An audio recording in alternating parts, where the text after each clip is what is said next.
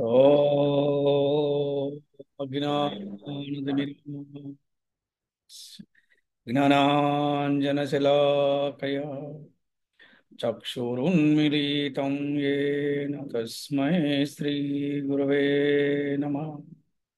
శ్రీచైతన్యమనోభీష్టం స్థాపితం येन భూతలే స్వయం రూపः కదా మహ్యం దదాతి స్వపదాంతికం. नमो विष्णुपदाय कृष्णप्रेष्ठाय भूतले श्रीमते भक्ति वेदांत स्वामिनिधि नामने नमस्ते सरस्वती देवे गौरवाणी प्रचारिणे निर्विशेष शून्यवादी पाश्चात्यते सतारिणे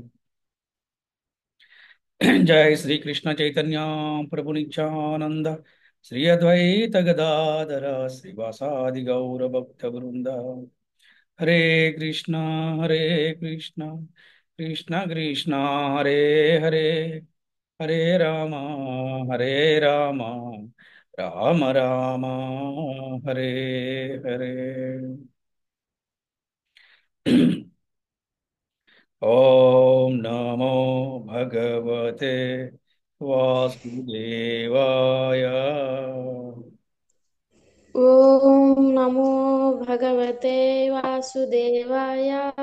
ओम नमो भगवते वासुदेवाय. ॐ नमो भगवते वासुदेवाय। ओम नमो भगवते वासुदेवाय. ॐ नमो भगवते वासुदेवाय। హరే కృష్ణ. భక్తులందరికీ శ్రీకృష్ణ శుభమస్తు. అలాగే పాప విమోచని ఏకాదశి శుభాకాంక్షలు. మరి ఈ రోజున మనము భాగవత కథలలో దేవర్షి నారదుడి గురించి ఈరోజు మనము రెండవ భాగము చెప్పుకుందాం. నిన్న మనము మొదటి భాగం చెప్పుకున్నాము. ఈరోజు మనం రెండవ భాగాన్ని మనము చెప్పుకుందాం.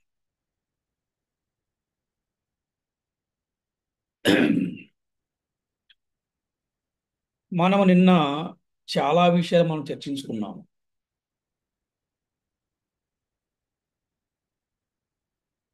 పూర్వజన్మ కర్మలను బట్టి ప్రస్తుత జన్మ ఎలా తీసుకుంటారు అని చెప్పడానికి నారదుల వారి యొక్క పూర్వజన్మ వృత్తాంతమే మనందరికి ఒక ఉదాహరణగా చెప్పుకున్నాం.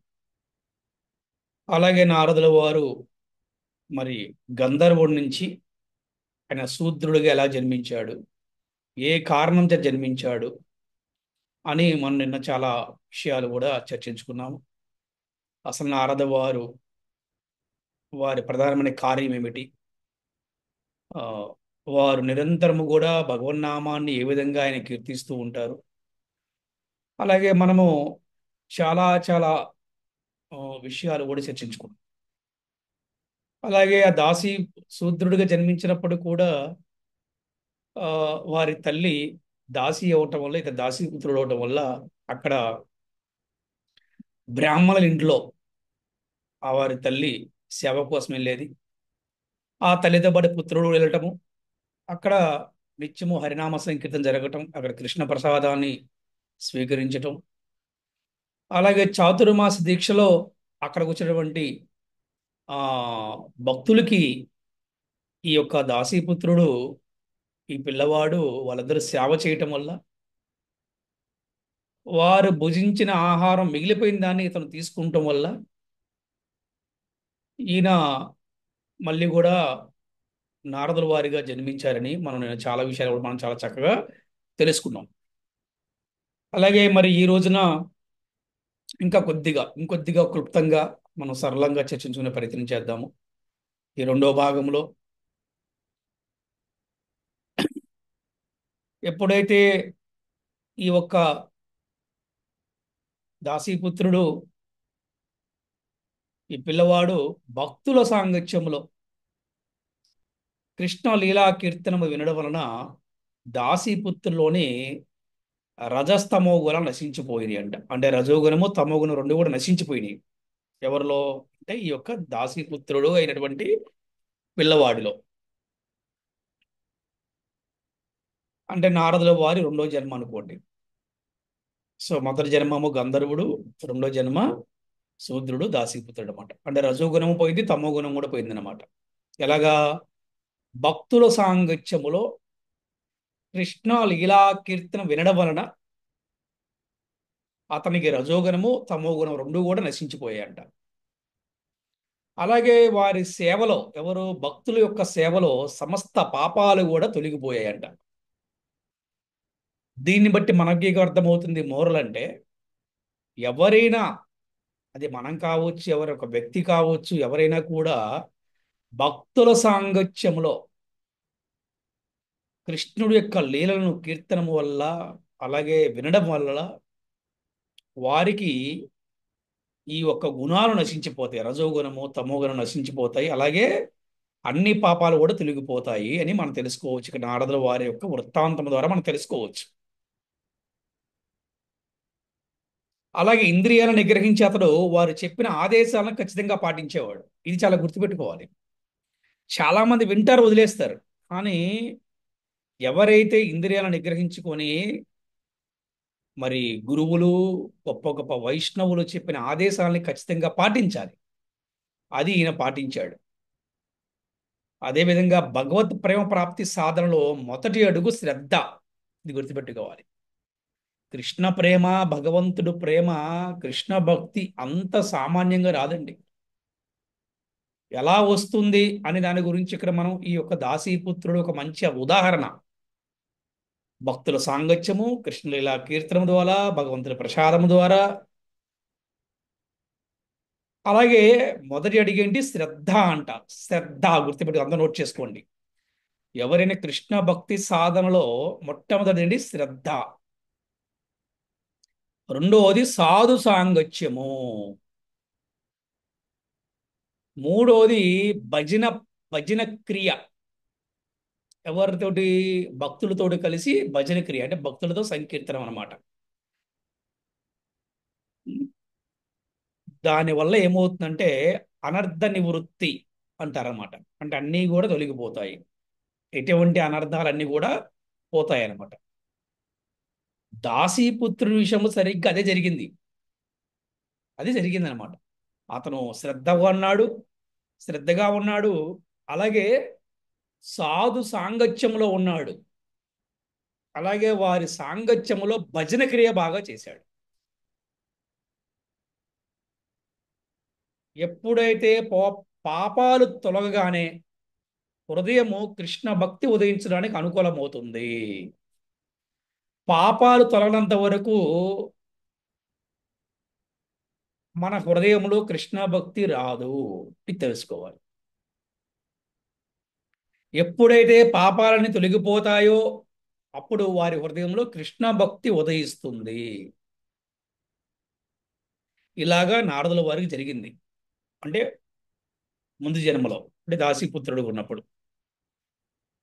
ఆ తరువాత చాతుర్మాస దీక్ష పూర్తి అయిపోయింది. మహాత్ములు, సాధువులందరూ కూడా తమ తమ కార్యాల్లో వాళ్ళు మళ్ళీ నెలకొనడానికి వెళ్తానికి బయలుదేరారు. వెళ్ళేటప్పుడు పరమ గుహ జ్ఞానాన్ని బాలునికి ఉపదేశించారు. అంటే మనకి భగవద్గీతలో కూడా చెప్తారు, పరమ గుహ జ్ఞానం, టాప్ మోస్ట్ సీక్రెట్ నాలెడ్జ్, అదంతా బాలుడికి ఉపదేశించారు.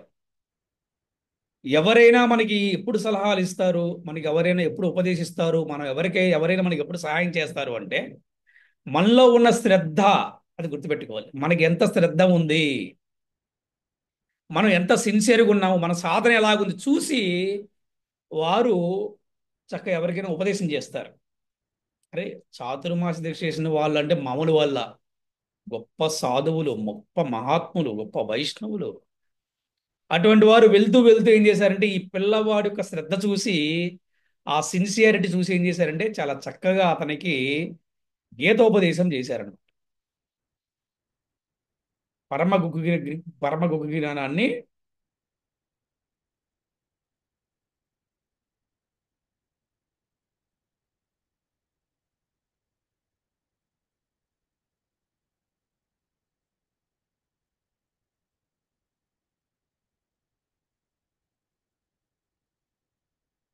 ఆ పరమ గుహ జ్ఞానాన్ని అతనికి చక్కగా అందించారు.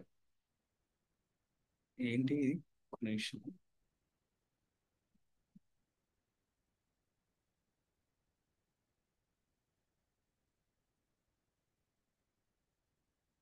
అలాగా పిల్లవాడి తల్లి సామాన్య స్త్రీయే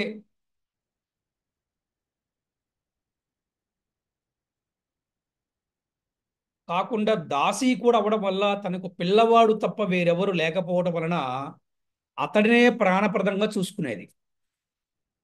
పిల్లవాడిని ఆమె ప్రేమ పాశంతో బంధించింది. తన పుత్రుడికి సమస్త సౌఖ్యాలు కలిగించాలని భావించినా తాను ఏమీ చేయలేక, పాపం ఏమీ కూడా చేయలేకపోయింది. కానీ ప్రతి తల్లి కోరుకుంటుంది కదా, తన పుత్రులకి మంచి భవిష్యత్తునివ్వాలి కదా, ఆ మంచిగా అన్ని కూడా సౌఖ్యాలు ఇవ్వాలి, సుఖాన్ని కలిగించాలి, ప్రతి తల్లి కోరుకుంటుంది. కానీ ఆవిడ ఏమీ చేయలేకపోయింది. ఎందుకంటే ఆవిడ దాసి కావటం వల్ల, మరి మగదిక్కు లేకపోవటం వల్ల, ఆవిడ దాసి ఉండటం వల్ల, ఎటువంటి సపోర్ట్ లేకపోవటం వల్ల ఆమె ఏమీ కూడా చేయలేకపోయింది. ఇంతలో ఒకరోజు ఆమె రాత్రిపూట సమయంలో ఆవు పాలు తీయటం కోసం వెళ్ళింది. అక్కడ పాము కాటేసింది. పాము కాటేయగానే మరణించింది. ఎవరు? ఆ పిల్లవాడి యొక్క తల్లి. ఇక పిల్లవాడు తెలిసింది.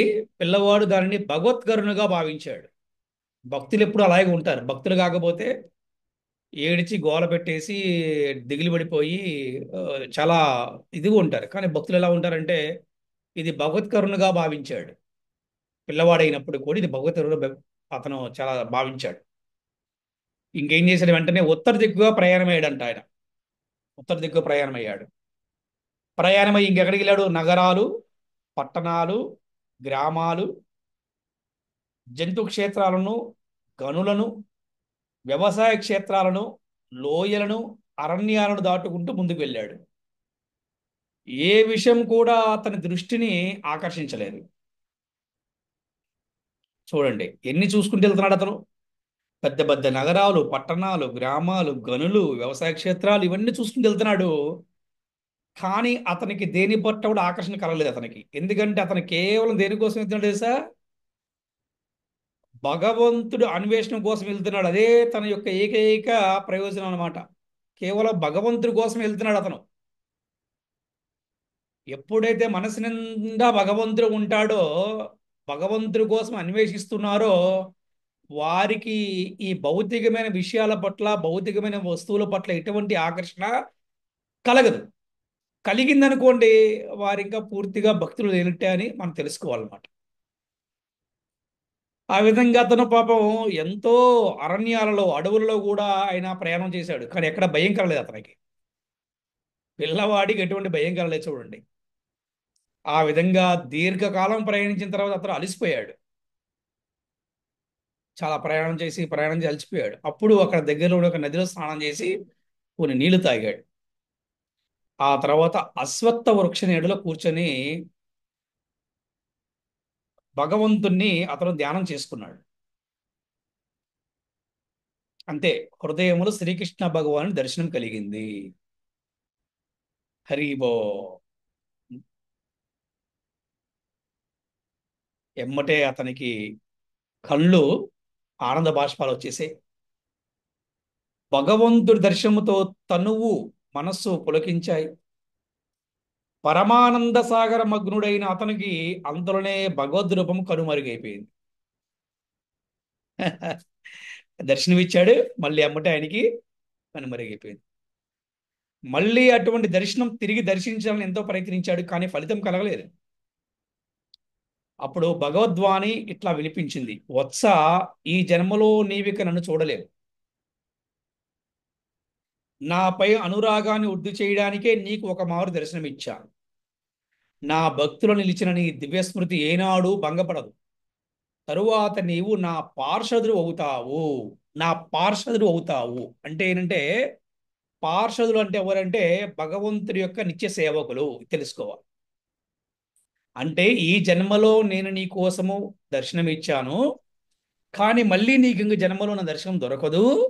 కానీ నీకు ఒక, అంటే ఎలా చెప్పాలంటే, ఒక విశ్వాసాన్ని పెంచడం కోసం నీలో భక్తి పెంచడం కోసం నేను నీకు దర్శనాన్ని ఇచ్చాను.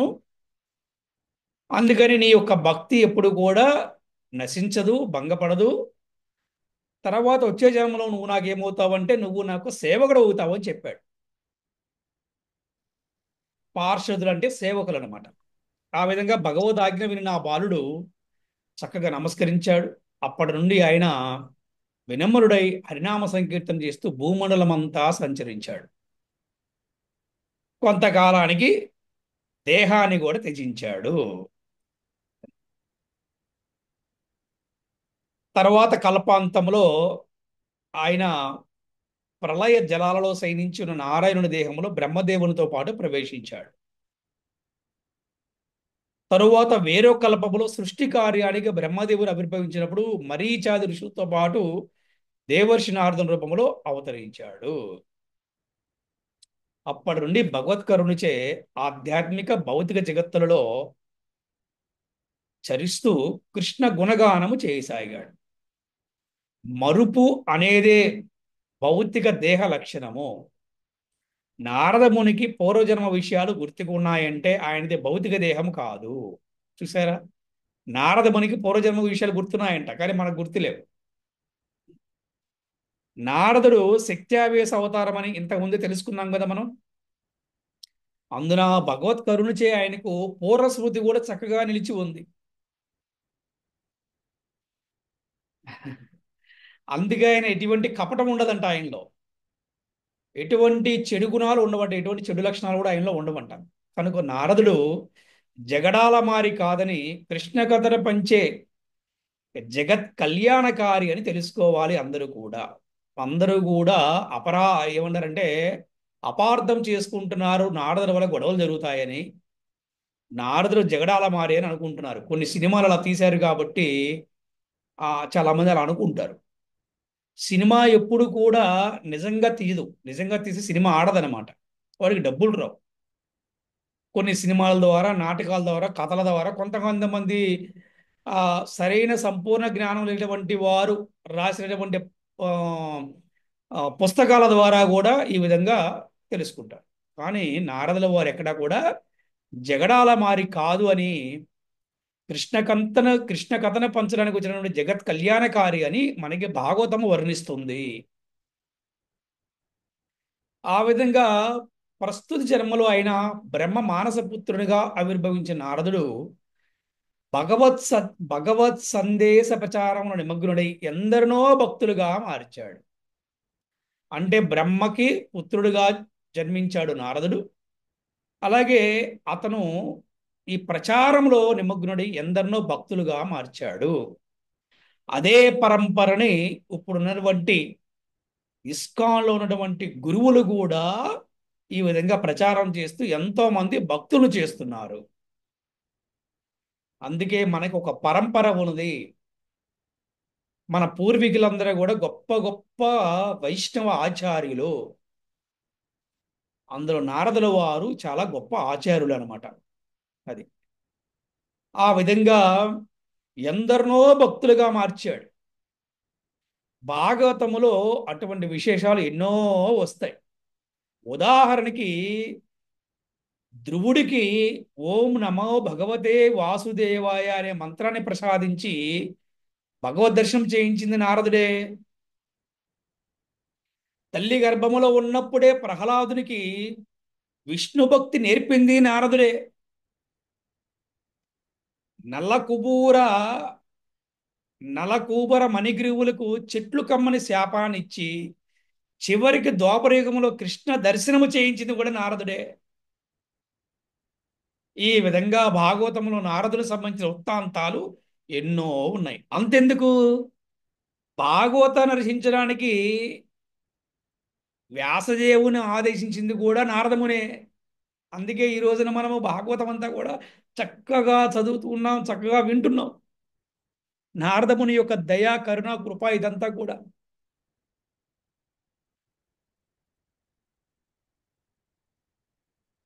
గురుదేవుడైన నారదుని ఆదేశం మేరకు వ్యాసుడు భాగవత రచనకు ఆయన అనుమతి పొంది చక్కగా వారి గురుదేవుడి యొక్క ఆదేశం ప్రకారం భాగవతాన్ని రచించారు వ్యాసదేవుడు.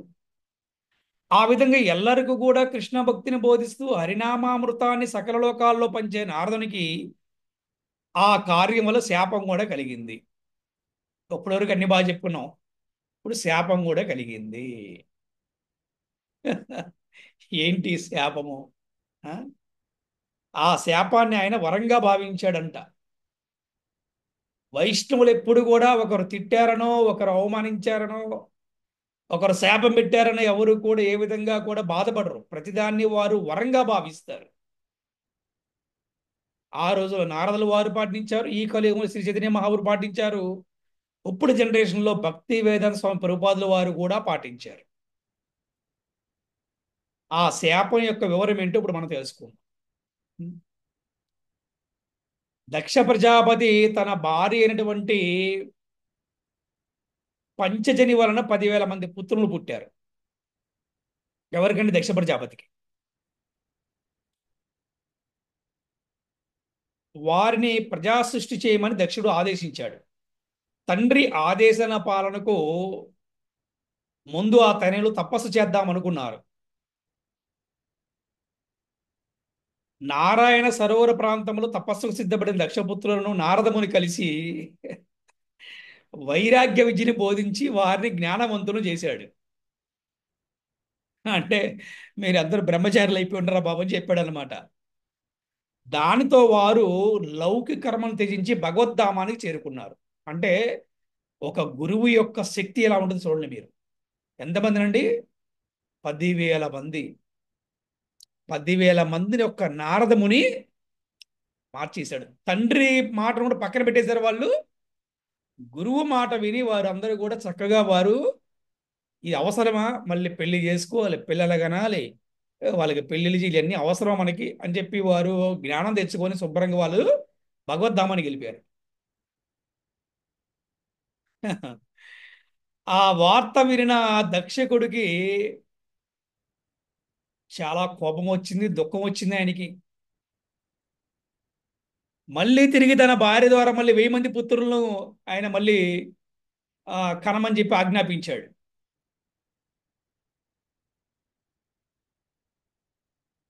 ఆ తర్వాత ప్రజా సృష్టి నిమిత్తం విష్ణువుని ఆరాధించారు. ఎవరు? ఆ ఒక్క ఆ 1000 మంది కూడా. 1000 మంది పుట్టారు. మళ్ళీ ఆ 1000 మంది కూడా ఆ, విష్ణువుని ఆరాధించారు. నారదుడు వారిని కూడా సమీపించాడు. వారిని కూడా కలుస్తున్నాడు. వాళ్ళందరికీ కూడా జ్ఞాన బోధ చేసి వాళ్ళందరినీ సన్యాసులుగా మార్చేశాడు. ఎవరిని? 1000 మందిని ఒకటేసారి సన్యాసులుగా మార్చేశాడు. ఇక ఆ వార్త విన దక్షుడు కోపంతో ఊగిపోయాడు. తన సంకల్పాన్ని భగ్నం చేసినందుకు నారదుని శపించాడు. నువ్వు విశ్వమంతటా తిరుగుచుండవచ్చును, కానీ ఎచ్చోటను నీకు నివాసం లభించకుండుగాక అన్నాడు. అందుకే నారదమునికి ఎక్కడ ఇల్లు ఉండదు బాబు. కానీ ఆయన గొప్ప వారం ఇల్లు లేకపోవటం వల్లంటే అన్ని ఇల్లులు ఆయనవే, విశ్వమంతా ఆయనదే.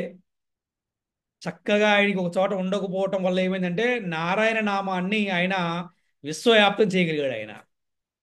అది ఇల్లుంటే ఒక చోటే ఉండేవాడేమో, లేదా కొంత ప్రాంతానికి పరిమితం అయ్యేవాడు.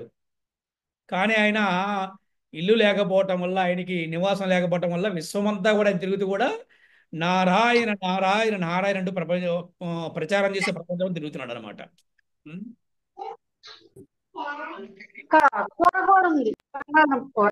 దక్షకుడికి తిరిగి శాపం ఇవ్వగలిగిన శక్తి ఉంది నారదుడికి. మీకు వైష్ణవులకి ఎప్పుడు కూడా శాపానికి మళ్ళీ తిరిగి శాపం ఇవ్వాల శక్తి ఉంటుంది వైష్ణవులకి. గుర్తుపెట్టుకోవాలి, వైష్ణవులు సామాన్యమైన మానవులు కాదు వాళ్ళు. అయినప్పుడు కూడా నారదుడు ఓర్పుతో శాపాన్ని స్వీకరించాడు. తన ప్రచార కార్యక్రమానికి అది మరింత ఉపయోగపడుతుందని అతను భావించాడు. అప్పటి నుండి నారదుడు త్రిలోక సంచారి అయ్యాడు. అంటే 3 లోకాలు ప్రధానంగా, కానీ ఆయన ఎక్కడికి వెళ్తాడు? త్రిలోకం అంటే బ్రహ్మలోకము, మరి అలాగే వైకుంఠము, అలాగే ఆ, మన కైలాసము ఏంటి, ఈ విధంగా ఆయన అన్ని లోకాలకు కూడా వెళ్ళిపోతాడు ఆయన. అందుకని నారదముని లోక కళ్యాణాన్ని వాంఛించే వ్యక్తే కానీ కలహాల కోరు కాదని తెలుసుకోవాలి. జనులను ఉద్ధరించడం కోసం ఆయన శాపాన్ని కూడా పొందాడు ఆయన. భగవంతుని అనంతమైన లీలలో అన్ని అవతారాలలో తన పాత్రను తాను పోషించాడు. భగవంతుడి లీలల్లో చాలా లీలలో నారదముని వారు ఉంటారు, వారి యొక్క పాత్రను పోషిస్తూనే ఉంటాడు ఆయన. మనం చూస్తే నరసింహస్వామి అవతారంలో ప్రహ్లాదుని గురువుగా ఉన్నాడు. కృష్ణ అవతారంలో ఎలా ఉన్నాడో మనకు తెలుసు. అలాగే ప్రతి అవతారంలో కూడా నారదముని పాత్ర తప్పకుండా ఉంటుంది. కాబట్టి ఆధ్యాత్మిక విషయాలను గురువు, శాస్త్రము, సాధువు ద్వారా తెలుసుకోవాలి. అప్పుడు ఆపదాలు తొలగి శ్రేయస్సు కలుగుతుంది. పోతారా నిద్రపోతే సోయి ఉండదు. లే, లే, లే, లే, లే. పక్కి తీసే. మీ నాన్న అదే అమ్మేస్తే మీ నాన్న అనుకో దగ్గరే ఉండి మేలుకొని ఉంటాడు. అప్పుడు దొంగలు వచ్చినా ఎత్తుకుపోరు.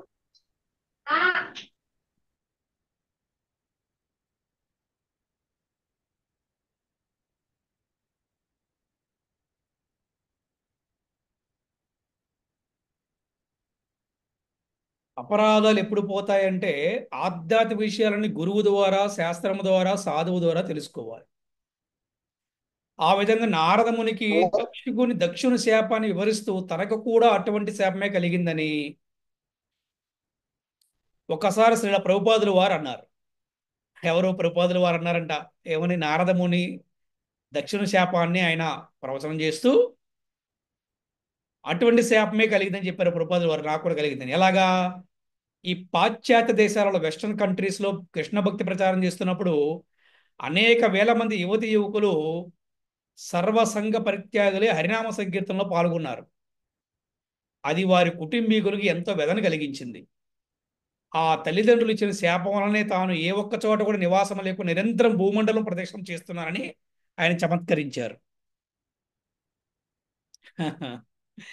కృష్ణ భక్తి ప్రచారములు శ్రీ ప్రభుపాదుల వారు అతి కొద్ది సమయంలోనే అనేక మార్లు భూమండల ప్రదర్శన చేశారు. ఆయన ఉన్నప్పుడు 100కి పై కృష్ణ మందిరాలను ఏర్పాటయ్యాయి. అయినా ఏ ఒక్క చోట కూడా ఆయన 2 రోజులకు మించి ఉండలేదంట.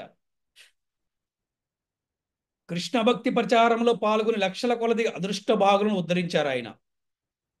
ఆ విధంగా ఆయనను నారదమునితో పోల్చవచ్చు. దక్షుని శాపాన్ని వరంగా మలుచుకుని నారదుడు సమస్త లోకాల నిరంతరం తిరుగుగా భక్తుల తల్లిదండ్రులు ఇచ్చిన శాపాన్ని శ్రీల ప్రభుపాదులు వరంగా మార్చుకుని కృష్ణ భక్తి ప్రచారాన్ని మరింత విస్తృతంగా చేశారు. హరే కృష్ణ హరే కృష్ణ కృష్ణ కృష్ణ హరే హరే, హరే రామ రామ రామ హరే హరే. వంచకల్పతరుభ్యశ్చ కృపా సింధుభ్యైవ చ పతితానాం పావనేభ్యో వైష్ణవేభ్యో నమో. హరే కృష్ణ. సో ఈ రోజు మన నారదముని కథ గురించి మనం చాలా చక్కగా చెప్పుకున్నాము.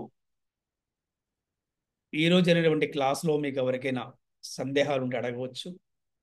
అలాగే ఈ రోజు నారదముని కథ ద్వారా మీరు ఏం తెలుసుకున్నారో కూడా మీరు తెలియచేయవచ్చు. హరే కృష్ణ.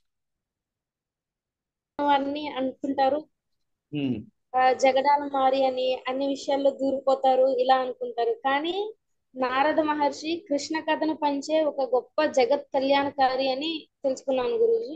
ఉమ్, నారదులు వారు ఎంత గొప్పవారంటే ఎంతో మందిని ఎందరినో భక్తులుగా మార్చారు. ఎగ్జాంపుల్ గా ధ్రువుడికి ఓం నమో భగవతే వాసుదేవాయ అని చెప్పింది నారదుడు వారు. తల్లి గర్భంలో ప్రహ్లాదుడికి విష్ణు భక్తిని గురించి చెప్పింది కూడా నారదులు వారు అని నేను తెలుసుకున్నాను గురూజీ. అలాగే మనకి ఉన్న గొప్ప పురాతనమైన దాన్ని భాగవతాన్ని రచించమని కూడా వ్యాసదేవునికి చెప్పింది నారద మహర్షి అనే తెలుసుకున్నాను గురూజీ. సో భక్తుల సాంగత్యము, హరినామ సంకీర్తన, శ్రద్ధ ఎక్కడ ఉంటాయో, ఎవరికి ఉంటాయో అక్కడ ఎన్ని అనర్థాలు ఉన్నా అవన్నీ తొలగిపోతాయి అని తెలుసుకున్నాను గురూజీ. హరే కృష్ణ గురూజీ. దండోత్నాం గురూజీ. హరే కృష్ణ. బాగా చెప్పారు. Thank you. నా గురుజీ క్లాస్ లో అలాగే ఇంత భాగవతాన్ని మనకి నారదుల వారు అందించారు అనేది తెలుసుకున్నాము. అలాగే ఎటువంటి శాపాలైన ఆధ్యాత్మిక జీవితంలో ఎవరు శాపాలు పెట్టినా వాటిని వరాలుగా పొందే అంత శక్తి వైష్ణవుడికి ఉంటదని తెలుసుకున్న గురూజీ. హరే కృష్ణ గురూజీ, ధన్యవాదాలు. హరే కృష్ణ. బాగా చెప్పారు. శక్తి సేవ అవతారము నారదునికి శక్తి సేవ అవతారం, ఆయనలో శక్తి సేవ అవతారం కదా గురూజీ. శక్త్యా శక్త్యా అవతార సేవ, శక్త్యా సేవ అవతారము అదే శక్త్యా ఆయనలో వేస ఎటు శక్త్యా వేస శక్త్యావేశ అవతారం. వేస, okay, sorry by mistake sir ప్రభుజీ. ఉమ్. ఆయన ఎటువంటి చెడు లక్షణాలు ఉండవు, ఆయన జగడాల మారి కాదు, కానీ అది సినిమాల్లో మాత్రం జగడాల మారిగా చూపించారు. కానీ ఆయన కేవలం కృష్ణ కథలను పంచడానికే వచ్చాడు, ఒక జగత్ కళ్యాణికారిగా వచ్చారు. బ్రహ్మపుత్రుడిగా జన్మించాడు. నారద పరంపరలో నారదుడు ఎంతో మందిని భక్తులుగా మార్చారు. ధ్రువుడికి ఓం నమో భగవతి అనే నామాన్ని ఉపదేశించాడు. అలాగే ప్రహ్లాదుడికి తల్లి గర్భంలోనే విష్ణు భక్తిని పెంపొందించేలా భాగవతంలోని కథలను భాగవతం బోధించారు. నలకుబేర్లకు కృష్ణ దర్శనం కల్పించాడు. అలాగే దక్షుడి శాపం వల్ల నువ్వు విశ్వమంతా తిరుగుతావు, నీకు ఇల్లు అనేది ఉండదు అని చెప్పారు. నారాయణ నామ విశ్వం అంతా వ్యాప్తి చేయడం జరిగి, అలా ఆ శాపం వల్ల నారదుడు విశ్వమంతా నారాయణ నామాన్ని వ్యాప్తి చేయడం జరిగింది.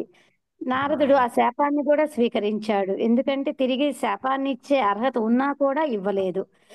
అదే నారదులోని మంచి లక్షణాలు. అప్పటి నుండి ఆయన త్రిలోక సంచారి అయినాడు. అలాగే మనం ప్రభుపాదుల వారిని కూడా నారదునితో పోల్చారు. ఎలా అంటే ఆయన ప్రచార కార్యక్రమాల్లో 100 ఆలయాలు నిర్మించారు, కానీ ఎక్కడ 2 రోజుల కంటే ఎక్కువ ఉండలేదు. హరే కృష్ణ ప్రభుజీ, నేను తెలుసుకున్నది ఇది, ఏమైనా తప్పులుంటే మన్నించండి ప్రభుజీ. హరే కృష్ణ. బాగా చెప్పారు. అక్కడ ముఖ్యమైన విషయం ఏంటంటే కొన్ని వందల మందిని ప్రభుపాదుల వారు యువత యువకుల్ని భక్తులకు మార్చారు. ఆ ఆ యువత యువకుల తల్లిదండ్రులు కూడా ప్రభుపాదుల వారికి శాపం ఇచ్చారు కాబట్టి ఆయన కూడా ఎక్కడ 2 రోజుల కన్నా ఎక్కువ ఉండకుండా ప్రపంచం తిరిగారు. అలా అందుకని నారదుల వారితోటి పోల్చారనమాట. హరే కృష్ణ. బాగా చెప్పారు తల్లి. హరే కృష్ణ. పోతేనే మనకి ఆ, కలుగుతుందని చెప్పారు స్వామీజీ. ఆ, స్వామీజీ ఆ.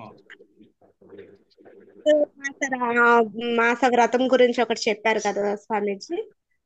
చాతుర్మాస దీక్ష.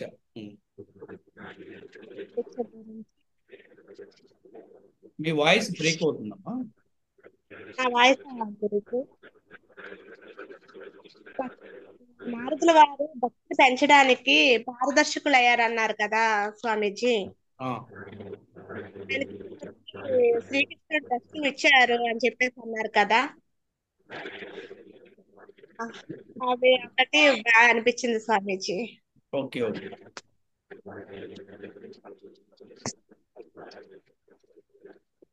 మీకు సిగ్నల్ వీక్ అనుకుంటే మీ వాయిస్ బ్రేక్ అవుతుంది.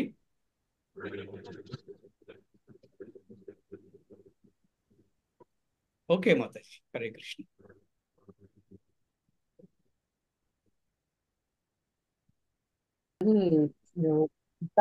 గురించి రెండో భాగం గురించి తెలుసుకున్నాం గురించి. భక్తుల సాంగత్యంలో కృష్ణలీలలు వినటం వల్ల అన్ని పాపాలు తొలగిపోతాయని తెలుసుకున్నాం గురించి. ఎప్పుడు కూడా శ్రద్ధ భక్తి అవసరం మనకి. ఎప్పుడు కూడా ఇంద్రియాలను నిగ్రహించుకోవాలి. ఎప్పుడు కూడా నిగ్రహించుకొని సాధు సాంగత్యంతో ఉంటే ఎప్పుడు మనము భగవంతుని మర్చిపోము అని తెలుసుకున్నాం గురించి. పాఠ్యాదులు అంటే నిత్య సేవకులు అని తెలుసుకున్నాం గురుజీ. నారద మునీంద్ర వారు బ్రహ్మకి పుత్రునిగా జన్మించి ఎంతో మందిని భక్తులుగా చేశారు. ధ్రువుడికి ఓం నమో భగవతి వాసుదేవాయ అని చెప్పారు. ప్రహ్లాదుడికి ఉపదేశం ఇచ్చింది కూడా నారద మునీంద్ర వారే. వ్యాసదేవుడికి భాగవతం గురించి ఇలా ఇలా అర్థమయ్యేటట్లు భగవద్గీత, భాగవతము, భారతము రాయమని చెప్పింది కూడా నారద ముని వారే. ఇట్లా అందరికీ గురువుగా ఉండి ఆయన మనల్ని ఉద్ధరించడానికి ఆ, చాలా వరకు భక్తుల్ని చేశారు. దక్ష ప్రజాపతికి శాపము వల్ల ఆయన ఆ ఎక్కడ ఉన్నా కూడా నీకు నివాసం ఉండదు అని దక్ష ప్రజాపతి ఏ, శాపం ఇస్తారు. అయినా కూడా ఆ శాపాన్ని తనకి ఏ, ఆ, శాపం తిరిగి ఇచ్చే శాపము ఉన్నా కూడా ఆయన ఉమ్, ఆ, సంతోషంగా స్వీకరిస్తారు. ఆ, మన కోసము శాపాన్ని కూడా భరించారు. ఆ, అందువల్ల ఎప్పుడూ కూడా ఆధ్యాత్మిక విషయాలను గురువు ద్వారా, ఆచార్యుల ద్వారా తెలుసుకోవాలని తెలుసుకున్నాను గురుజీ. హరే కృష్ణ గురుజీ. హరే కృష్ణ. నన్ను తప్పులంటే క్షమించండి. చెప్పారు. హరే కృష్ణ. విద్యా వినయ సంపన్నే బ్రాహ్మణే గవిహస్తినే సునీచేవ స్వపాకే చ పండిత సమదర్శిన అన్నారు. అంటే విద్యా వినుడైన సంపన్నుడు బ్రాహ్మణులను, అలాగే గోవులను, ఏనుగును, సునకమును, సునక మాంసం భుజించి వారిని సమదర్శనముతో వీక్షించమనండి, సమానంగా చూడమని చెప్పారు. అలాగా ఆ మహాత్ములు, ఎవరైతే చాతుర్మాస దీక్షలో ఉన్నటువంటి మహాత్ములు దాసీపుత్రుడైనా కూడా వారందరూ ఈ భగవత్ శ్లోకాన్ని వారు ఆచరించి ఆ పిల్లవాడిని దగ్గర తీసుకుని పిల్లవాడికి అన్ని నేర్పించారు, అన్ని తెలియచేశారు. చూసారా? అందుకంటే సమాజంలో మీరు ఎందుకు అంటరానితనం వచ్చింది అని చాలా మందికి చూసుకుంటే గనక ఎవరిని కూడా మనం తక్కువ అంచనా వేయకూడదు అనమాట. వాడిని అంటరాని కూడా చూశారనుకోండి, వారి అభివృద్ధి ఆగిపోతుంది. దానివల్ల వాడికి నష్టం, సమాజానికి కూడా నష్టం అనమాట. అందుకని మనం ఎప్పుడు కూడా ఆవిడి ఆవిడి క్యారెక్టర్ మంచిది కాదండి, లేకపోతే వాళ్ళు తక్కువలో పుట్టారు, వాళ్ళు మంచోళ్ళు కాదని కూడా మనం అనకూడదంట. అంటే వాళ్ళ పాపలు మనకు వచ్చేస్తాయి అనమాట. అందుకని మనం ఎవరిని, ఏ పిల్లవాడిని కూడా, అసలు ఏ పెద్దవాళ్ళని కూడా కులపరంగా, మతపరంగా, డబ్బు పరంగా అసలు ఎవరిని కూడా మనము తక్కువగా చూడకూడదు, ఎవరిని కూడా దూషించకూడదు అనమాట. చూడండి భాగవతము ఎంత గొప్పదండి చూడండి. అంటే ఒక దాసీ పుత్రుడు ఒక నారదుడు అయ్యాడంటే చూసారా? అలాంటి వాళ్ళు మన ఇస్కాన్లో చాలా మంది ఉన్నారు. వాళ్ళదే సార్ ఎంతమంది ఉన్నారు, ఎంతమంది. వాళ్ళు ఏ కులం నుంచి వచ్చారో అవసరం లేదు. మీరు కలకత్తాలో ఒరిస్సా నుంచి వస్తారు, జార్ఖండ్ నుంచి వస్తారు, ఉత్తరాఖండ్ నుంచి వస్తారు. అసలు ఆ భక్తులు వాళ్ళు. ఓ, అలాగే ముఖ్యంగా చూస్తే హరే కృష్ణ ప్రభుజీ. హరే కృష్ణ హరే కృష్ణ కృష్ణ కృష్ణ హరే రామ హరే రామ రామ హరే హరే. హరే కృష్ణ హరే కృష్ణ కృష్ణ కృష్ణ హరే రామ హరే రామ రామ రామ హరే హరే. హరే కృష్ణ హరే కృష్ణ హరే హరే రామ హరే రామ రామ రామ హరే. శ్రీల ప్రభుపాదకి జై, శ్రీల గురుదేవ్కి జై. పాప విమోచన ఏకాదశి మహామహోత్సవకి జై. హరే కృష్ణ. హరే కృష్ణ గురూజీ. దండవత్ ప్రణామం గురూజీ. థ్యాంక్ యూ సో మచ్ గురూజీ. దండ ప్రణామం. హరే కృష్ణ గురుజీ. ధన్యవాద ప్రణామం. థ్యాంక్ యూ గురుజీ. హరే కృష్ణ గురుజీ. దండోత్ ప్రణామం గురుజీ. థ్యాంక్ యూ వెరీ మచ్ గురుజీ. హరే కృష్ణ దండ ప్రణామం. హరే కృష్ణ ప్రభుజీ. ధన్యవాద ప్రణామం.